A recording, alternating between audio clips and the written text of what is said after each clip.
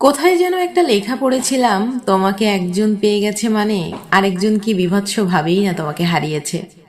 লেখাটা কেন জানি মাথা থেকে সরাতে পারি না দীর্ঘ একটা সময় যাবত। লেখাটা খুবই ছোট, কিন্তু পৃথিবীর সমান বিশাল কথার এই গভীরতা।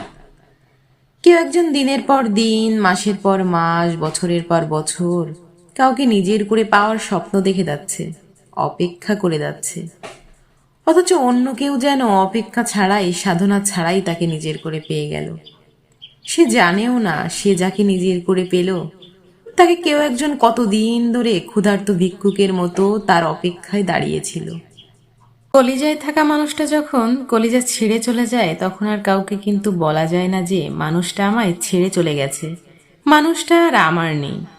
কিন্তু কেউ যদি উঁচু গলায় বলে যে আমি আর এখন তাকে ভালোবাসি না, তাকে মিস করি না, তার কথা এখন আর আমার মনে পড়ে না, তাহলে ধরে নিন কিংবা বুঝে নিন সে অসম্ভব রকমের একটা মিথ্যা কথা বলছে। মনে রাখবেন, আমাদের প্রত্যেকের জীবনেই একটা না একটা মানুষ থাকে যাকে আমরা প্রাক্তন বলে শেষ পর্যন্ত উপাধি দেই। আর প্রাক্তন কখনো আমাদের জীবন থেকে একেবারে চলে যায় না, থেকে যায় মনের কোনো না কোনো অংশে, দেহের কোনো না কোনো ভাঁজে। সে চলে যাওয়ার পর মোটামুটি সবই শিখে গেছি, শুধু তাকে ভুলে যাওয়াটাই শেখা হলো না। আমরা যেভাবে আমাদের জীবনকে দেখতে চাই, জীবন আমাদের সব সময় সেভাবে দেখায় না। কিছু কিছু সময় জীবন আমাদের নির্মম সত্যটাকেও দেখায়, কঠিন বাস্তবতা দেখায়।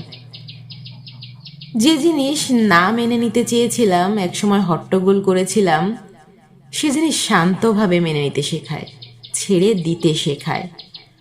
আর এই ছেড়ে দিতে পারাটাই হয়ে ওঠে আমাদের জীবনের সবচেয়ে বড় শক্তি। তখন আর খারাপ লাগে না মানুষের কোনো ব্যাপারেই। জীবন পরিবর্তনশীল, এ এক কঠিন সত্য।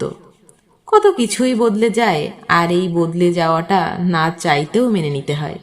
এই তো জীবন। মাঝে মাঝে নিজেকে নিজের কাছে নির্লজ্জ মনে হয়। মানুষ সুযোগ বুঝে কত কিছুই না বলে, তাও আমি তাদের মায়াতে থাকি।